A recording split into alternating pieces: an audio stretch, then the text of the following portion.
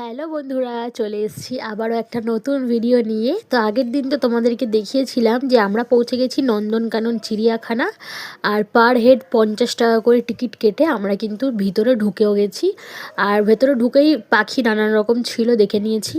আর ঢোকার সময় অনেক লোক থাকে যারা তোমাকে এনকারেজ করবে যে গাড়ি করে চলুন, গাড়ি করে চলুন, এত বড় এলাকা, হেঁটে হেঁটে ঘুরতে অনেক সময় লাগবে। তো আমরাও যেহেতু প্রথমবার গেছি, কিছুই জানি না, তো ভাবলাম যে হ্যাঁ ঠিকই বলেছে। তো গাড়ি একটা জাস্ট করে নিলাম ভাড়া। তো পার হেড নিয়েছিল 80 টাকা করে। যাই হোক, তো উনি বলেছিল যে হেঁটে হেঁটে ঘুরতে 2-3 ঘন্টা লেগে যাবে। বাট আমরা যখন গাড়িতে করে গেলাম, সত্যি বলতে পুরো চিড়িয়াখানাটা উনি আমাদেরকে ঘুরিয়ে দিয়েছিল 10 মিনিটে। তার মানে বুঝতেই পারছো। যাই হোক, এখানে ছিল নানান রকমের বান্দর, আর যেগুলোকে দেখে আমার এই বান্দরটা খুবই খুশি হচ্ছিল, মানে আমার ছেলে। আর ছিল একটা জলহস্তী, আর ছিল কয়েক রকমের বাঘ। আর মেন অ্যাট্রাকশন হলো নন্দনকাননের সাদা বাঘ, সেটাও ছিল। আর ছিল হচ্ছে জিরাফ, আর আর কি হাতি, বাস আর কেউ ছিল না।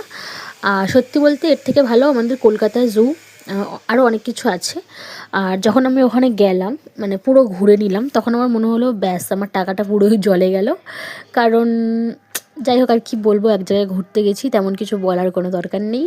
তো ঘুরেছি, সারাদিনটা খুবই মজা করেছি ছেলেকে নিয়ে। আর ছেলের জন্যই মেন ঘোরা, আর বাচ্চাদের তো এইগুলোই ভালো লাগবে। যাই হোক, তো এখানে দেখো পুরো ম্যাপ। সত্যি বলতে চিড়িয়াখানাটা খুবই বড়, যদি তোমরা হেঁটে হেঁটে ঘোরো। কিন্তু গাড়ি করে ঘুরলে আমার মনে হয় যে ওটা লস। তোমরা 80 টাকা করে পার হেড যেতেই পারো, যাদের কাছে বয়স্ক লোকজন আছে তারা যেতে পারে, কিন্তু এমনিতে আমার মনে হয় যে হেঁটে হেঁটে ঘোরাটাই বেস্ট। আর এই যে গাড়ির লাইন, তোমাদেরকে কিন্তু গাড়িতে উঠে শান্তি নেই, গাড়ি আবার 3বার করে চেঞ্জ করতে হবে। একবার তুমি যাবে 2 মিনিট গাড়ি করে, তোমাকে নামিয়ে দেবে, তোমাকে হেঁটে হেঁটে পুরো এরিয়াটা ঘুরে আসতে হবে, আবার একটা গাড়িতে উঠতে হবে, আবার নামিয়ে দেবে, আবার উঠতে হবে, মানে ঝামেলা। তারপর ওখান থেকে বেরিয়ে দেখো আমরা এখন চলে এসেছি খেতে। লাঞ্চ নিলাম হচ্ছে গিয়ে ফিশ থালি। এখানে তেমন কিছু অপশন নেই। যাই হোক, তারপর ওখান থেকে মানে নন্দনকানন যে বাস স্ট্যান্ড, ওখান থেকে উঠে গেছি এখন আমরা বাসে। আর ডবল ডেকার বাসে কিন্তু এই প্রথমবার আমি উঠলাম। আর আমি একদম চলে গেছি ওপরে, একদম সামনে বসতে, দেখার জন্য যে কেমন লাগে। যাই হোক, যখন প্রথমে বাসটা ছেড়েছিল না, একটু একটু ভয় লাগছিলো, মানে কীরকম একটা লাগছিলো। যাই হোক, তারপর একটু পরে আবার ঠিক হয়ে গেছিলো। আর বাস চলতে না চলতে তো আমি ঘুমিয়েই পড়েছিলাম। তারপর যখন উঠেছি দেখছি যে প্রায় সন্ধে হয়ে এসছে। আর যাই হোক, আজকের দিনটা ভালোই কাটলো।